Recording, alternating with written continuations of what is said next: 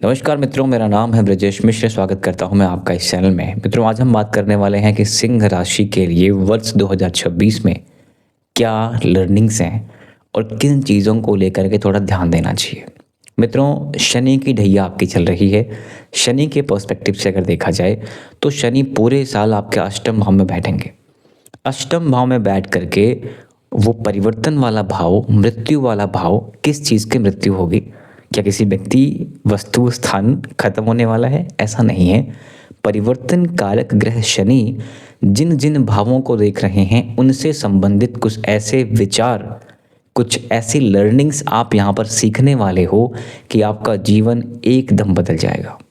जैसे कोई प्रेमी एक प्रेमिका के लिए बहुत विह्वल हो, बहुत व्याकुल हो, बहुत उद्विग्न हो और उसे उसके बारे में कुछ ऐसी बातें पता चल जाए कि उसका प्रेम से मोह हट जाए, तो वो व्यक्ति या वो महिला या पुरुष जो भी हो उसके लिए मर जाता है। ऐसे ही यहाँ पर ये मृत्यु का जो भाव है, अष्टम भाव जहाँ पर शनि बैठा है, आपके जीवन में कुछ ऐसे लोगों को मार देगा, यानी उनका होना नहीं होना आपके लिए कोई फर्क नहीं पड़ेगा। उसी ढैया के फेज से आप निकल रहे हो। यहाँ बैठा हुआ शनि तृतीय दृष्टि से करियर को देख रहा है। करियर में अनसर्टेनिटी, अनस्टेबिलिटी सिचुएशंस क्रिएट करेगा। यही शनि आपके धन भाव, वाणी भाव, परिवार भाव, भोजन भाव, कुटुंब भाव को देख रहा है। ईएनटी को देख रहा है। स्वास्थ्य को लेकर थोड़ी दिक्कतें ईएनटी संबंधित, साथ में वाणी में थोड़ी कर्कशता, उसको ध्यान दीजिएगा। कलुषित वाणी है, दुर्मुख योग बना है, गाली गलौज, झगड़े इत्यादि करने से बचिएगा और साफ साफ बोलने से बचिएगा। वर्तमान समय में, कलयुग में, यदि बातों को घुमा के बोला जाए ना, ठीक रहता है। या मैं अन्य भाषा में कहूँ, सत्यम ब्रूयात प्रियम ब्रूयात। सत्य बोलिए चलेगा, लेकिन अप्रिय सत्य मत बोलिए। जो प्रिय लगे वही सत्य बोलिए, ठीक है। 4 दिन का जीवन है, 4 दिन के बाद कौन कहाँ कैसे पता नहीं है। इसलिए कोशिश करिए अपने साइड से ऑनेस्ट रहें, कम बोलें और जो बोलें वो प्रिय बोलें।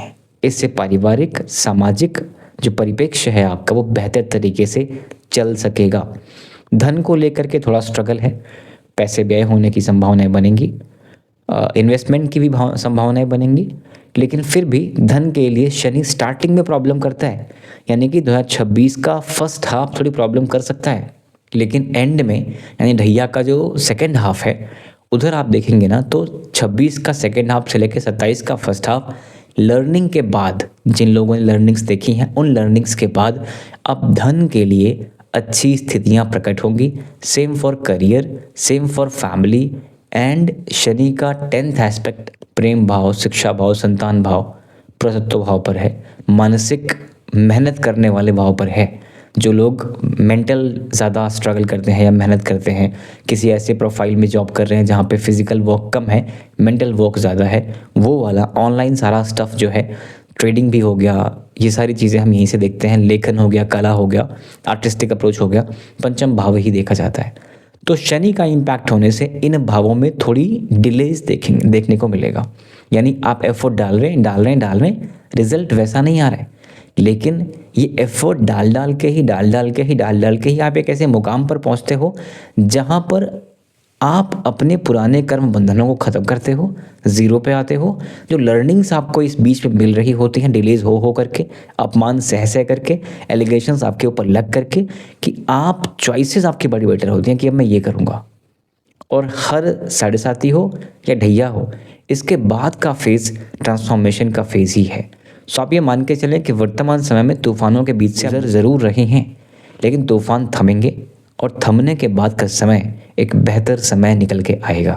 किस चीज़ के लिए? करियर के लिए, फाइनेंस के लिए, शिक्षा के लिए, एजुकेशन के लिए, संतान के लिए, प्रेम के लिए भी, है ना। सो मोटा मोटा वर्तमान समय परिवर्तन का समय है। सिंह राशि आपके फर्स्ट हाउस में केतु बैठे हुए हैं, आपको मानसिक रूप से सबसे काटते हैं। काटने का मतलब दुनियादारी सब बेकार लगती है। महफिल में खड़े होकर के महफिल आपको अच्छी नहीं लगती। ये समय आपका चल रहा है, आइसोलेशन का फेज़ लेकर के आएगा। अपने एकांत में रहना चाहेंगे। ये सारी चीज़ें बुरी बिल्कुल नहीं हैं। किसके लिए बुरी नहीं है? जो एकांत में रहकर कुछ बड़ा करना चाहता है, कुछ वंडर्स करना चाहता है, कुछ सीखना पढ़ना चाहता है, उनके लिए ठीक है। लेकिन जो लोग समाज में रह कर के समाज के साथ चलना चाहते हैं और उनको एकांत वाला भाव आए, उनको पता लगे कि भाई ये व्यक्ति ठीक नहीं है, इंट्यूशन बढ़ जाए, तो इसलिए उनके लिए केतु बुरा है। लेकिन जो एकांत में रह के कुछ बड़ा बिल्ड करना चाहते हैं उनके लिए ठीक है। प्रेम भाव पर शनि का भी और केतु का भी इम्पैक्ट है, इसलिए आप ये समझिए संभव है कि आप किसी एक ब्रेकअप से निकलें। अब ऑब्वियस सी बात है, हर व्यक्ति ब्रेकअप ही नहीं कर रहा होगा। जिनका कोई प्रेम संबंध चल रहा है और बातचीत थोड़ी सी डिस्टर्ब हो रही है तो संभाल लें, क्योंकि योग अच्छे नहीं हैं। धार्मिक यात्रा ज़रूर करें, और जब धार्मिक यात्रा आप करें तो कोशिश करें थोड़ा परिश्रम करके धार्मिक यात्रा करें, ठीक है। भगवान शंकर का अभिषेक करते रहें, डीप ब्रीदिंग करते रहें, हनुमान जी की पूजा करते रहें, गणेश जी को बुधवार के दिन दूर्वा समर्पित करते रहें। केतु, राहु, शनि और चंद्रमा को हम बलि कर लेंगे।